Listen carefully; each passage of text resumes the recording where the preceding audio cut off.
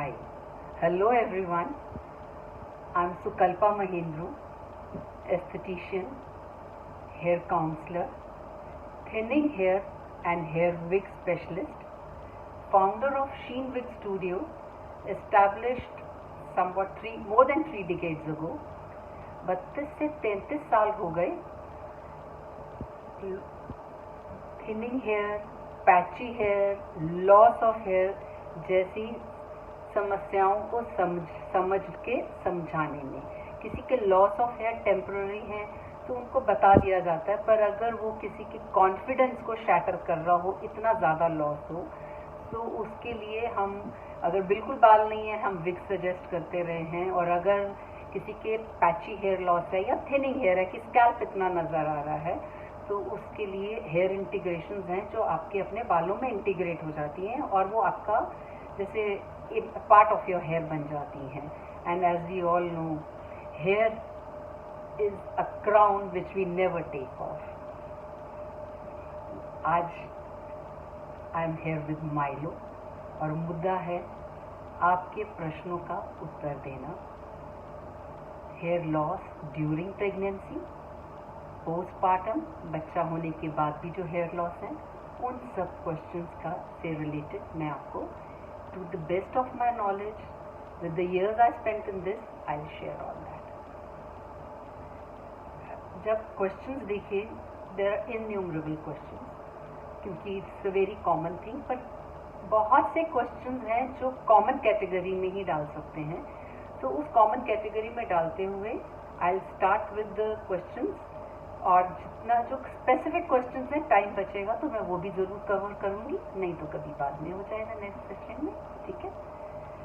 इससे पहले कि हम आपके क्वेश्चंस में आए, एक चीज़ मैं खुद बताना चाहती हूँ, जिसको आप हेयर लॉस कह रहे हैं, आप there is a difference between hair loss and hair fall, hair shedding जिसको कहते हैं, बालों का झड़ना। वो कुदरती है, स्वाभाविक है।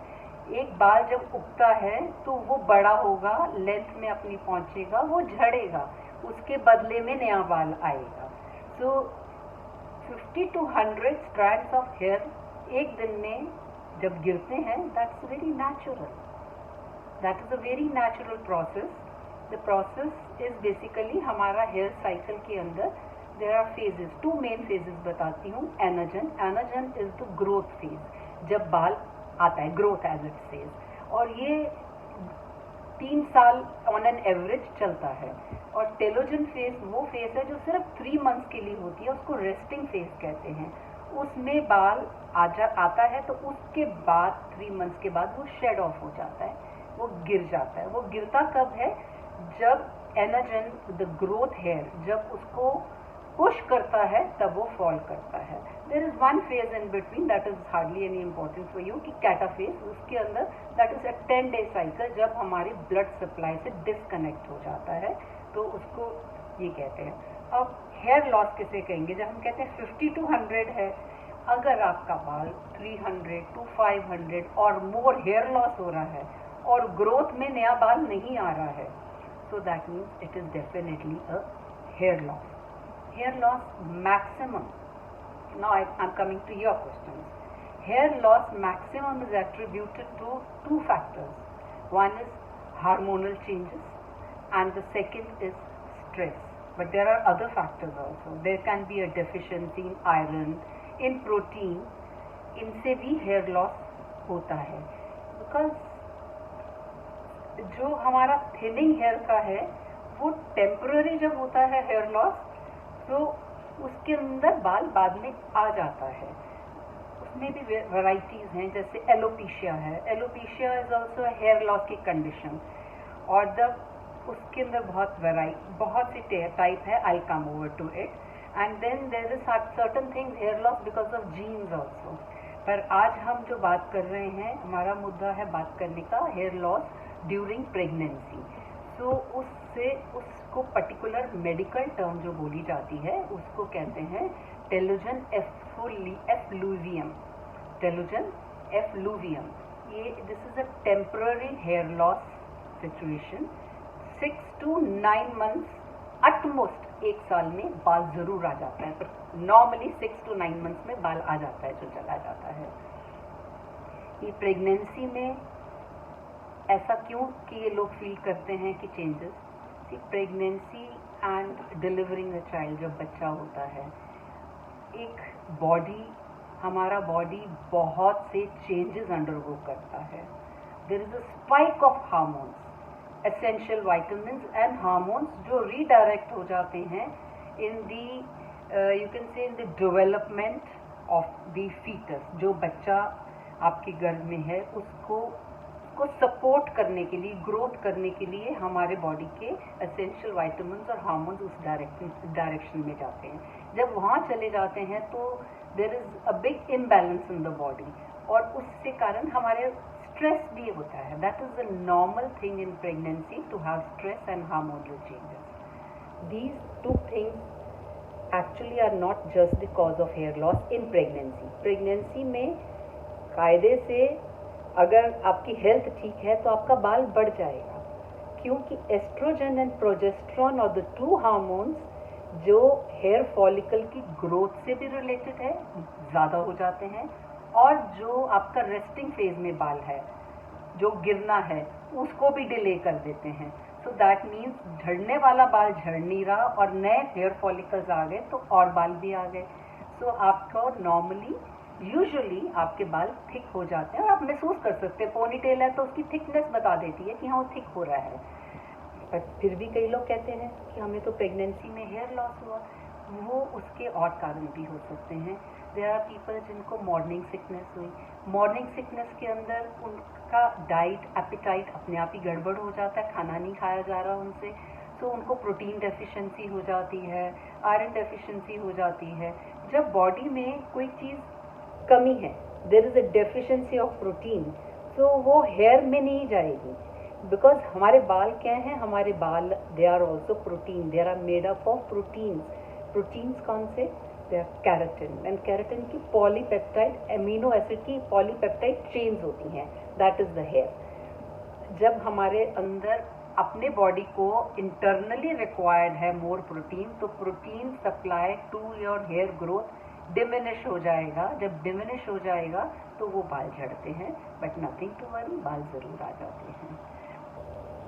अब एक और है कि पोस्ट प्रेगनेंसी, दैट मीन्स जब बच्चा हो जाता है फिर ऐसा क्यों है।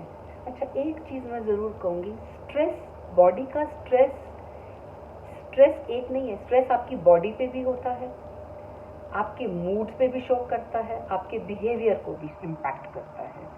जब आपकी बॉडी पे होता है आपको स्ट्रेस, आप खुद महसूस कर लेंगे प्रेगनेंसी में। कई बार आपको हेडेक, फैटीग, थके हुए रहते हो, स्लीप प्रॉब्लम शुरू हो जाती है, that's a sign of stress. और जब आपके मूड्स पे होता है तो आपको फोकस नहीं होता, आपको उदासी सी रहती है, एंग्जाइटी हो जाती है, that is again stress.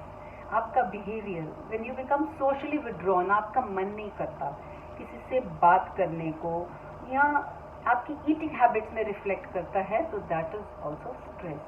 So that means stress and hormonal changes जो आपकी प्रेगनेंसी में हुई, पोस्ट प्रेगनेंसी, पोस्ट पार्टम, बच्चा होने के बाद भी ये अनुभव करते हैं।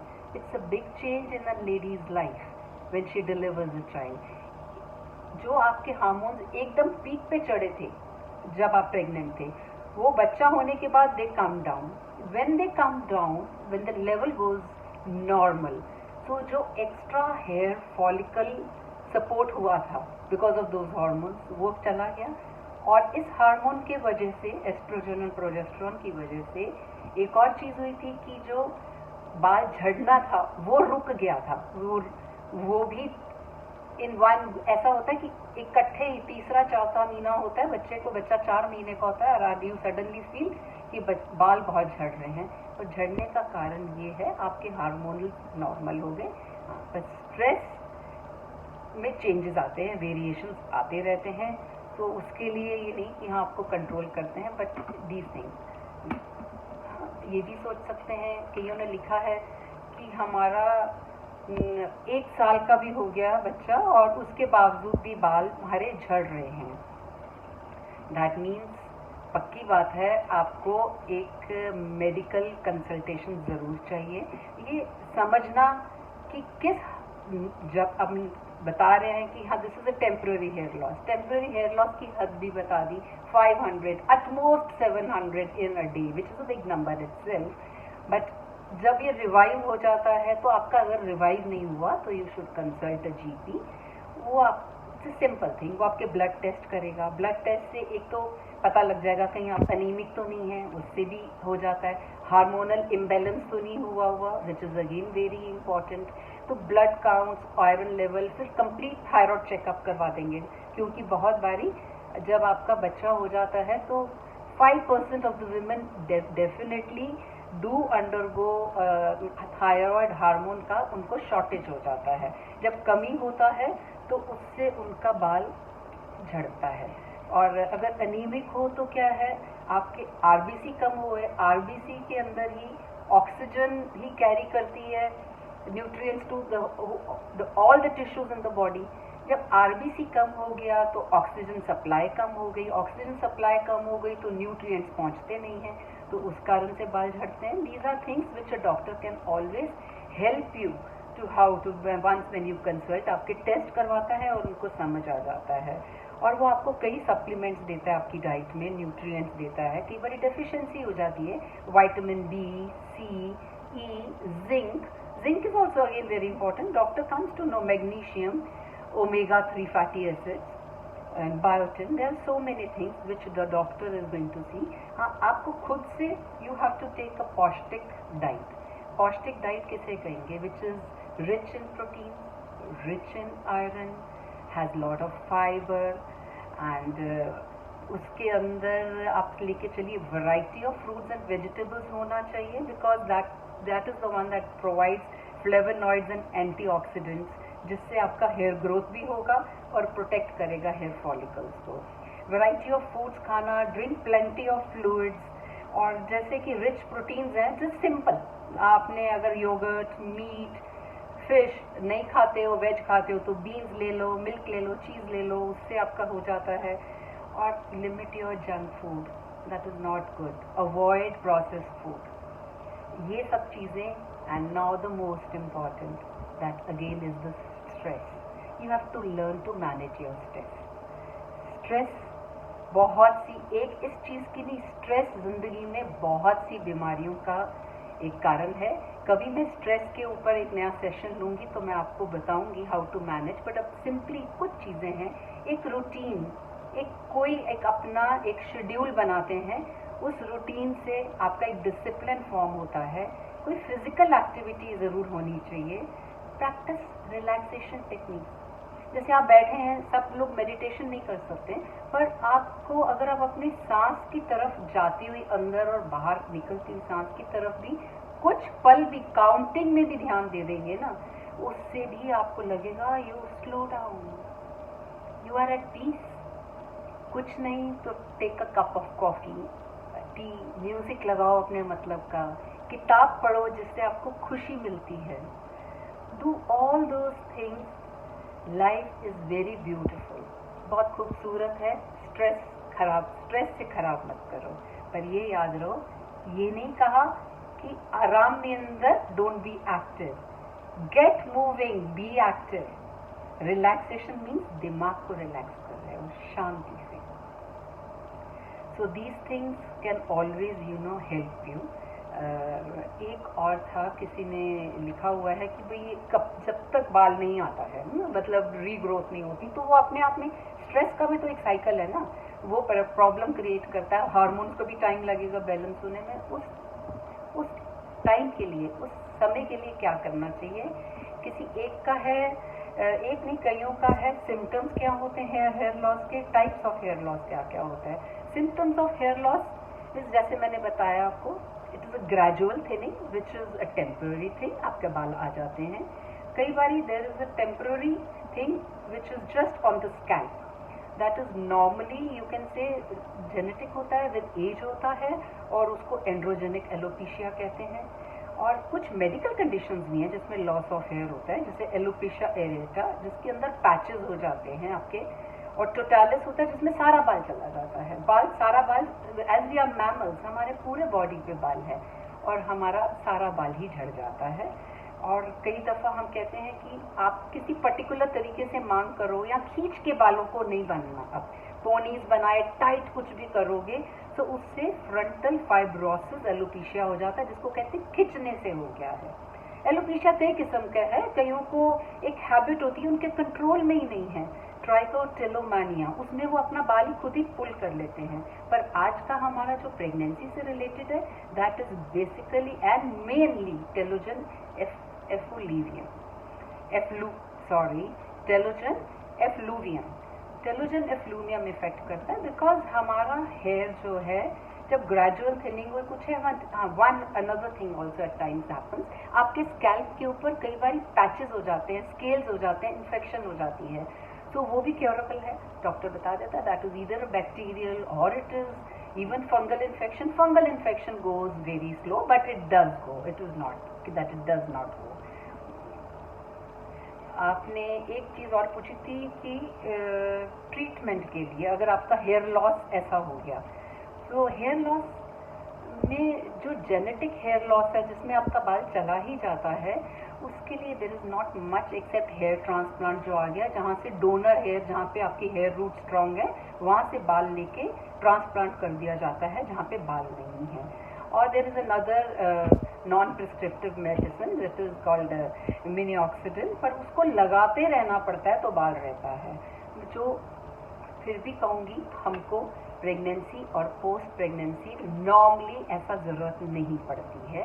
आप इसके अंदर आप कुछ हेयर केयर कर सकते हैं, like something which is so important is आपके बाल, आपको कई बार शौक होता है कि बाल छोटे कर लें, आपके लंबे बाल हैं, जब झड़ते हैं तो बहुत तकलीफ भी होती है और टैंगल्स भी होते हैं। आप बालों का ऐसा स्टाइल मेंटेन कर दो, शॉर्ट कर दो या जिसमें एंटैंगल्स ना हो, ऐसा स्टाइल बनाओ जिससे it becomes easy to manage and it gives you a nice change. Don't have fix parting, don't have fix styles, keep on changing, जिससे कि उससे ऊपर जैसे होता है पुल, जहाँ से एक खिंचाव पड़ रहा है वो बंद हो जाए उसके ऊपर।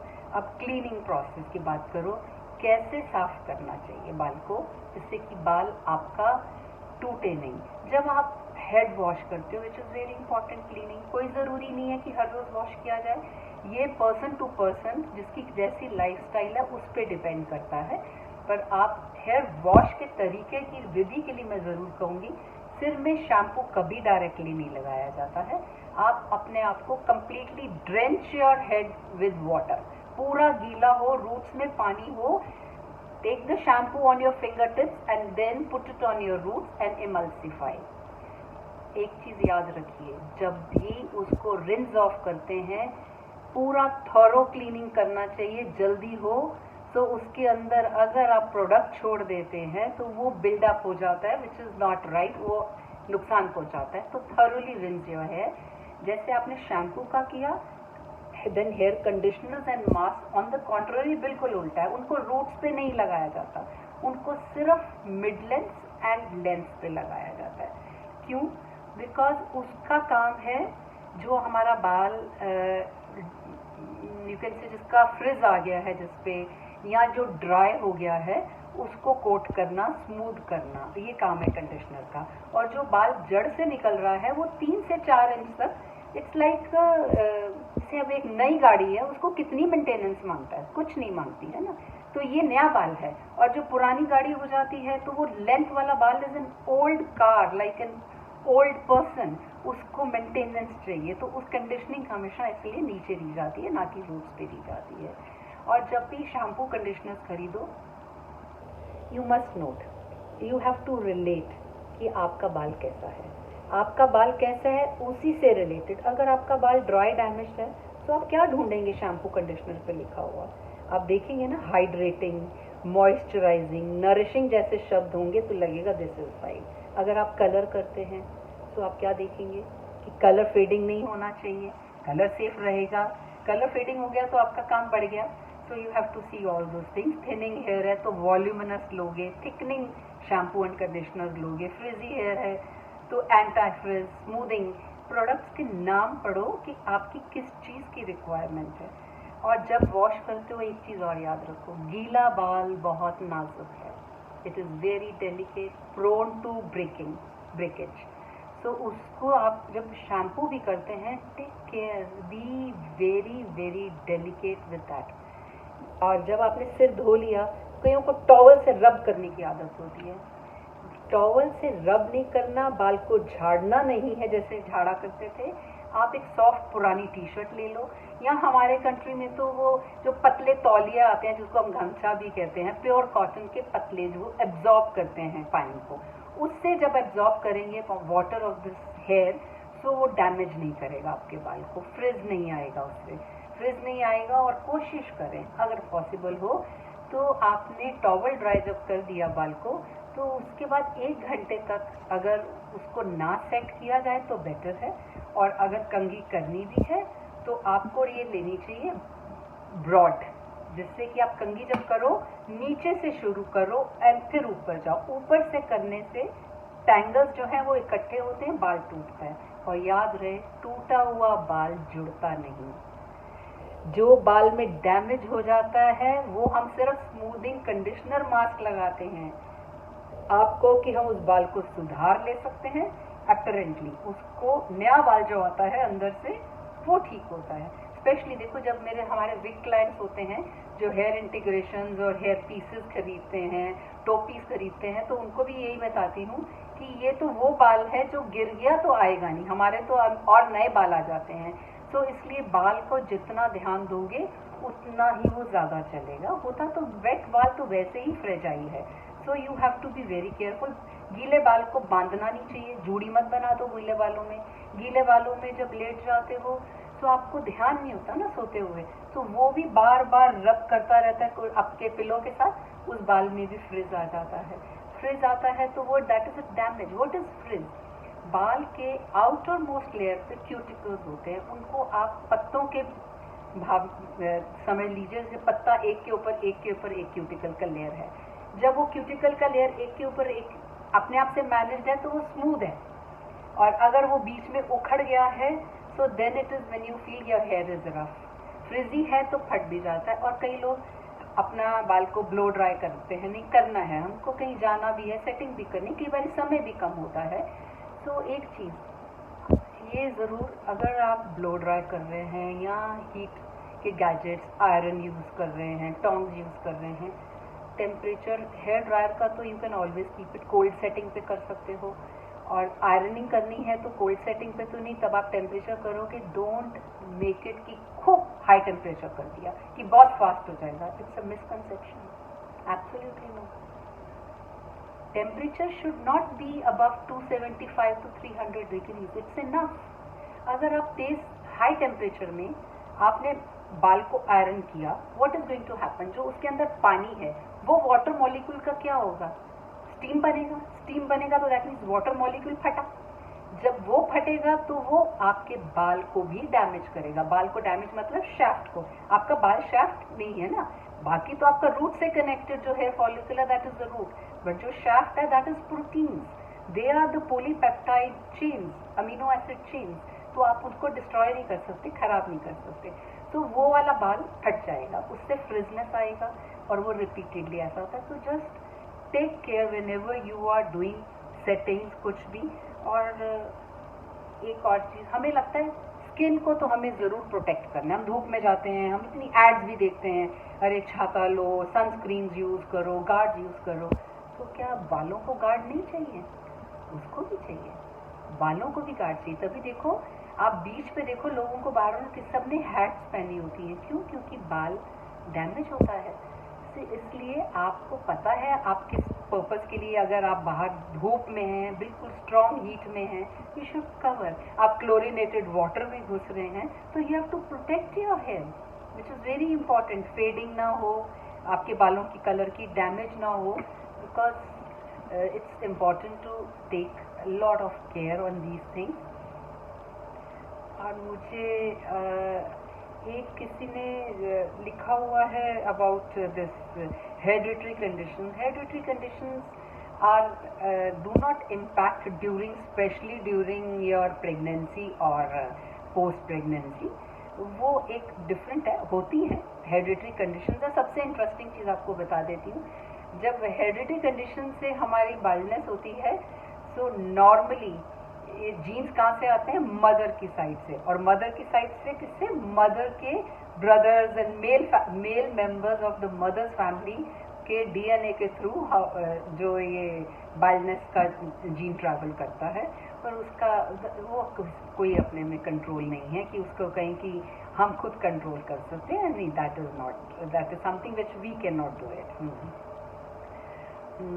बस ये याद रखो कि अपनी diet has to be very good in proteins, good in iron, which is going to be a very good thing. Biotin is a very essential component, और आजकल बहुत से डॉक्टर्स भी बायोटिन के प्रोडक्ट्स दे देते हैं और सप्लीमेंट्स भी देते हैं। somehow probably it helps. हाँ, शैम्पूज में भी बायोटिन होता है, which is again very good. मुझे लगता है I think I have covered all your questions. आजकल ह्यूमिडिटी है, उसके बारे में ज़रूर मैं एक चीज़ कह देती हूँ।